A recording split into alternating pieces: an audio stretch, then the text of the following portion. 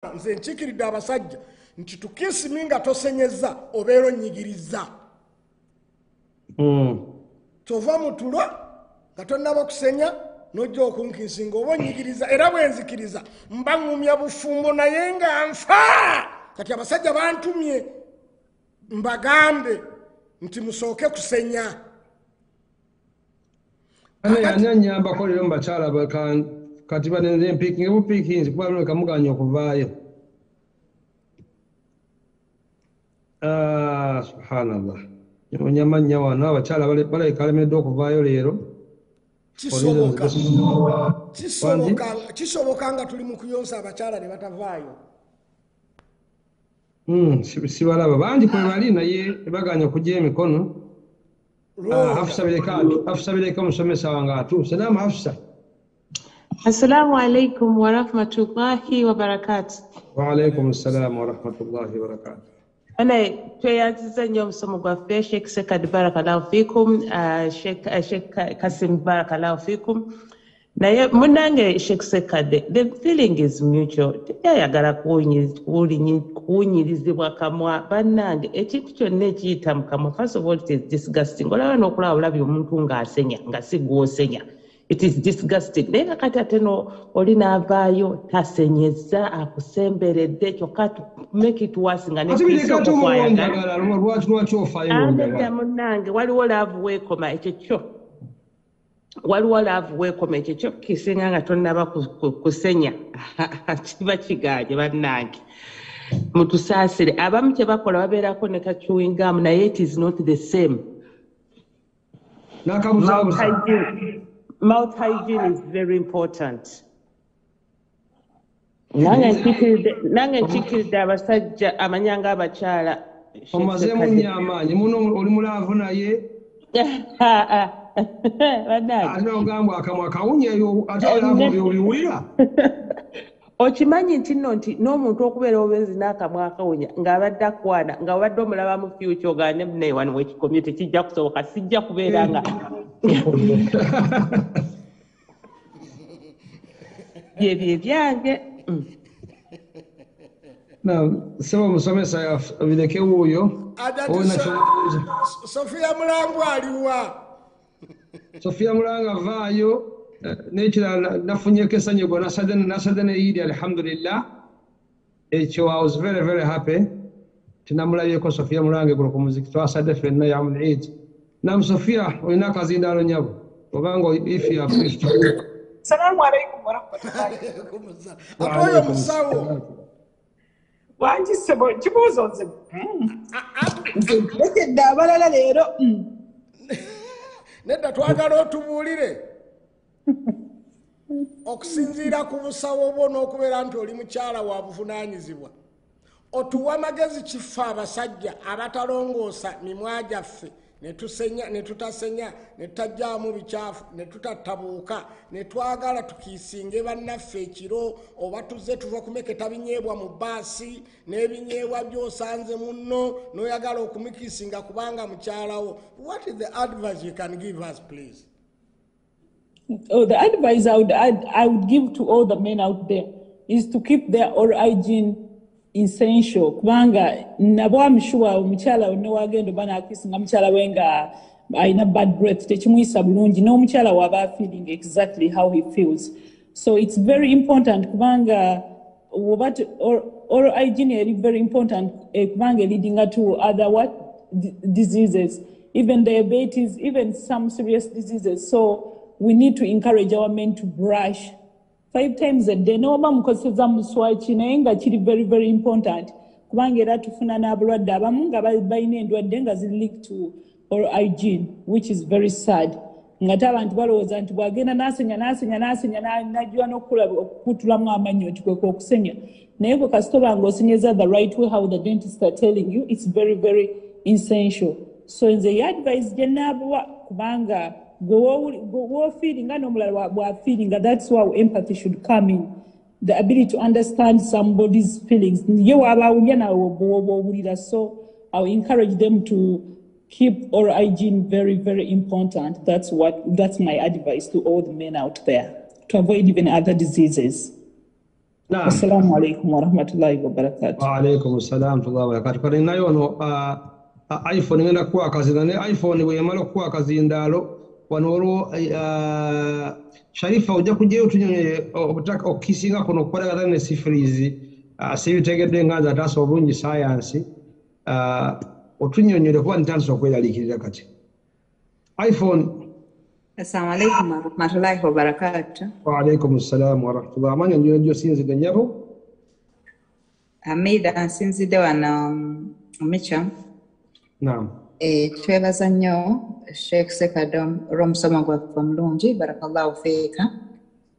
Kakati mpulidde abuuza advice, bw'olaba omuntu wo ng'alina obuzibu obwo ng'ate kikola bubi, funa engeri gy'olaba ng'akoze ekyo ky'oyagala mu ngeri kale etajja munakuwaza ate nga naawe ofunye ky'oyagala. Bw'olaba ng'alina problemu y'okusenya, mukwate mugende musenye mwenna. Kati problem eyo y'okunya akamwana ki bibeere nga bivaawo. Ndaba nga kugamba tokireeta direct kuba abaami abamu babeera offended nga babagambyeko.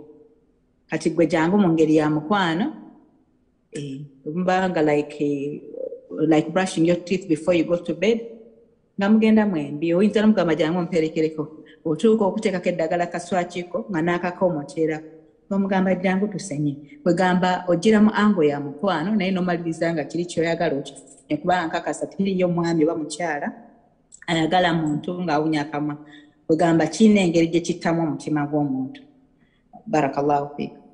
Kugamba laavu eno yo temutaja balamu makulu kugamba akama ke mulikoko kako kabannange balingaokwanzonjagala bino ebyala byonna covered. Nedda ssebo omuntu okuba nti omwagala tekitegeeza nti ate omunakuwaze kwegamba mukaluubirize omuntu atuuka okubeera naawe ennyindo azikutte kukwasa era owulidde nti omuntu era omugamba mu mukwano naje lijuka waliwo akamwa ka mirundi ebiri waliwo akamwa akawunyanga kali wabulwadde omuyambako wako obugayaavu uko butasenya anti kati omuyambako wekabeerako obulwadde era omuyambako ne mugenda n'afuna treatment n'abeeranga embeera yetereera kubanga bananga omuntu gwobeera naye almost on a daily basis ng'akamwa kawonya obuzibu buba bw'amaanyi. Musomesa ona ky'obuuza omuyizi obuuyo bana bakamwa bakagobye kalina okubeera kiriini.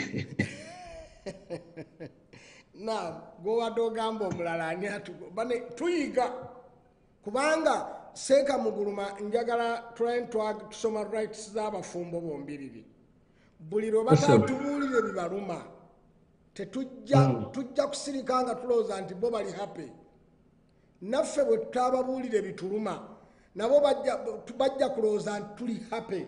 Obulwadde kirungi tubwogereko tuyige. Omuntu agamba tutasekadde awo bali yala kujjamu awo katono boogedde ku ngeri ki ey'okusenya akamwa obulungi. Engeri y'okusenya akamwa obulungi kati abantu abasinga unfortunately basenya nnyo wano mu maaso abantu balaba abantu abasinga bwe basenya naye nga mu butuufu wano mu maaso olina okusenyawo yes then wamala okusenya mu maaso awo n'okwata bayita ka dental floss oba waliwo brushes nga buli nga otegeeza kawuzi akalinga akawuzi yes n'ogenda ng'oyisa buli makkati ga buli linnyo amannyo in fact galinga ngalo nga bw'olaba engalo lwakuba engalo osobola zaawula bw'oti naye amannyo nago galinga ngalo nga bw'oziraba kati buli makkati g'amannyo gano bacteria bwesinga okutuula so nga ate basinga twala ku brushinga wano mu maaso abantu balaba bacteria tezituula wano wakati wemba njogera bwe nti olulimi luno lunenge gye lugenda lunaaza wano n'amalusu naye muno makkati temutera mangu kunaazibwa gw'olina okunaazamu buli lunaku olina okulaba nti okozesa ka dental floss n'okola up and down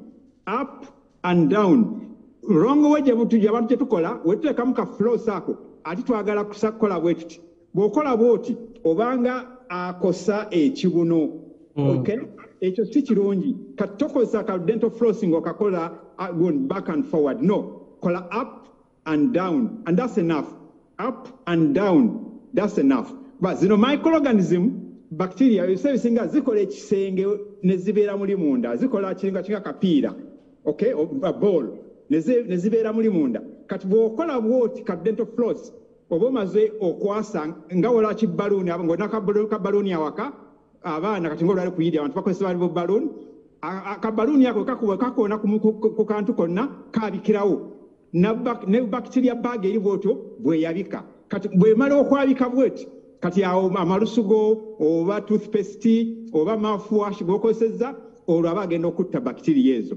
Naye bacteria ziri bwe ziba zikyali mu gundi yazo ezo mu koloni eyo bwetyo awo kizibu okukola ki okuziwona n'obuzibu bwabwo. Kyobola nti n'abantu abamu bakozesa antibiotics ng'era mu lusekkade bwe yagambye ne zitakola. Antibiotics ezo tezikola kubanga olusi zirema okupenetrate into that defense oba ekisenge bacteria tezikoze. Omuntu n'abanga infection tewona newankubadde bamuwadde antibiotics lwakuba antibiotics oyo tasobodde genda kuyuza kisawo bacteria ezo mweziri. Kakati kiri very very important nti tulina okuba nti tukozesa either dental floss oba ka toothpick. Nze Uganda we nakozesanga wakayita ka mukonzikonzi kali soft bulungi nnyo obusubi okagirawo tunolumako ka piece n'ogenda ng'oyisa mu mannyogo mpola oba ka dental floss oba ka dental toothpick waliwo obuli bu plastic osobola okukozesa ekyo. Sitero kyokka bacteria zituula nnyo ku lulimi era luno olulimi nalwo tulina olulongoosa buli lwe tuba tulongoosa naye nga lwolulongoosa in the gentle manner. You don't scrub. Mali wakola scrubbing n'oba oli eri mu kisenge n'owulira munno byakola mu kinaabiro.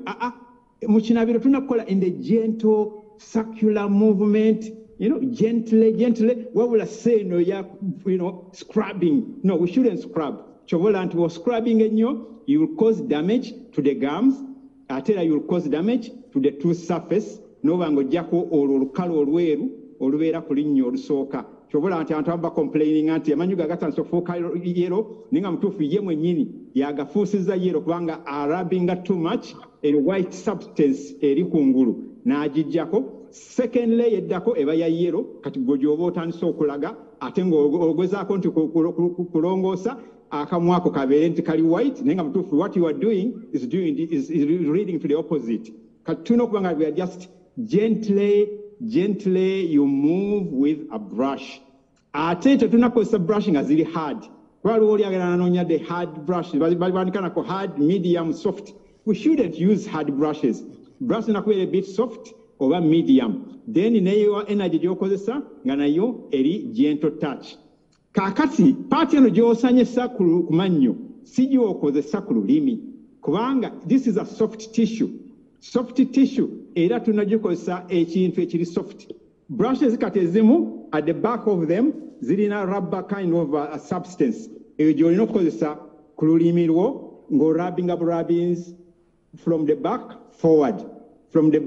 forward naye si kuyisaako bwoti. Bw'oyisaako ennyo bwoti ogenda ku destroyinga test bars. Kyobola nti abantu oluusi atuuka ku myaka 7, 5, 6 nga tawulira nti emmere mulimu sukaali mulimu omunnyo nga tawulira nti oba ekintu kiwoomerera mutuufu nga test bars yamala dda okukola ki ozoonoona nga buli omu aganeko jja omusumunyo gumala ote buli omu alaba guli fine naye nga yaganze siguwulira mu nnyongera omunnyo ate oyo added salt oyo atali mufumbe Allahu Akbar high blood pressure straight forward tetulina kugattirira munnyo nga tesi mufumbe kyekisooka. Kale kikulu nnyo okuba nti akamwa tukanaaza in a gentle manner. Allah yatuwa omuswaki guno omuswaki oba ofuna wudhu osobola okuyisa ku lulimi lwo n'olugalo lwo. In fact n'okun'amannyo osobola oganaaza n'olugalo. Olugalo lwo lusobola okunaaza amannyogo olwo nalwo lusobola okukozesa ng'omuswaki. Pozi n'abalala bamisi ng'abantu eno gye tukola chewing okugaaya. Ebituli ebisinga bye tukola tubikola ku mannyo waggulu g'abantu kubanga bo babrushinga wano ku sides naye nga te problem emmere ekwatira nnyo kuno kwe tugaayiza. Kati kungulu kuno nako olina okunaazaako buli lunaku bannange buli lunaku emirundi emitono ennyo 3. That's my advice. Emitono ennyo ku makya nga tonnalya kyekirina okusookebwa olya ngamba nti ate bwe sinalya lwaki ate nsenya bannange wetuba twebase omubiri guno guba guba guwaakinga kyobola nti weebakanga onaabye ate nookera ku makyanga nkwawo wunya akamwa kawunya ngati wagenzi wasenyeza ate wasuze onaabye omubiri gw'ekiro guba gukola wetuba twebase kati guba gulirizinze a lot of toxins, a lot of waste products. Kati kirungi n'ogulongoosa nga tonnaba kulya. Kati bw'omala okulya your breakfast, then oyinza okukozesa akaswaki, ka toothpick, oba ka floss, oba amazzi n'onyunyunguza mu kamwa.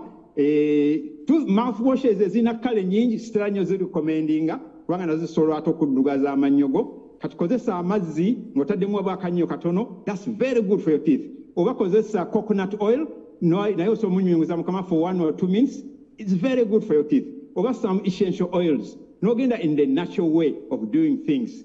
Kakati ne tubanga tugambye ebitundu 5, osenya wano banno balaba, n'osenya wano awatuula olulimi, n'osenya waggulu, n'osenya makkati, n'osenya oba n'onaaza ku lulimi ne ku kibuno mpolampola nga wetugambye oyinza okukozesa olugalo lwo ng'oba ofuna wudhu n'oba nga onaaza mu kamwa. Kati woba onyumyunguza paka mu throat, amazzi n'ogawulira nga tuwisa wano mu throat, then n'ogawanda emirundi like 2 3 awo at least oba omaze okulongoosa akamwako, then w'ogenda okulya nga akamwako kali fit to be used. Bw'ogenda okkisinga mu kyalo olinaze okukendeeza ku buwuka obwo n'oba nga tojja kuwuyisa ku buwuka obwo buwaate mukyalawo. Amalusu gano gatwala obuwuka bungi nnyo bw'ogenda okukkisinga munno. Yes, ne ku lips kuno era bacteria ziba kweziri. Kati tulina okwegendereza nti akamwa kaffe kalina okuba nti kalongoosebwa bulungi nnyo. Tukwate sunna ya Nabbi Muhammad sallallahu alaihi wasallam nti bw'oba otuuka waka sooka omale okuba nti onaaziza akamwako bulungi n'okulya ebintu ebitali bifumbe. Kino bannange kikulu. Buli lunaku gezaako okulaba nti olya ku bintu ebitali bifumbe. Emmere enfumbe ebeera nfu katulize bwatu mu lulimi. Buli mmere gy'oba ofumbye oba efudde lya ku mmere ng'ekyali nnamu nga tennaakufumbirwa. Ate emmere esinga obulungi yeeno gy'ojja mu nnimiro n'oginaaza bulungi nnyo n'olya. Emmere yonna gy'ojje ogijje mu kipaketi, ogijje mu kiveera, ogijje mu ki, eyo teba mmere. Oba emmere yonna eyayiseeko mu kyuma gwe n'olyoka ogifuula emmere, eyo eba seri 100% mmere. Emmere esinga obulungi mu nnimiro girongoose lya. That's the best food for your teeth, for your body, and for your health, inshallah.